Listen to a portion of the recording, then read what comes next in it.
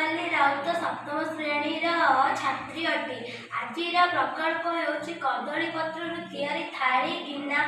आजिकल विभिन्न प्रकार रासायनिक पदार्थ द्वारा तैयारी थाली प्लेट इत्यादि विभिन्न प्रकार भोजी व्यवहार करा बहुल आमे शरीर प्रति कुप्रभाव पकाई थाए एवं एगुड़िक परिवेश को दूषित करें।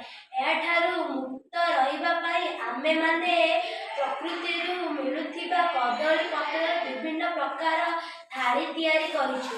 एहा बिना मूल्य रे उपलब्ध यह परिवेश रे कौनसी क्षति करिथाए कारण यह जैविक उपाय रे माटी रे मिसी जाय थाए।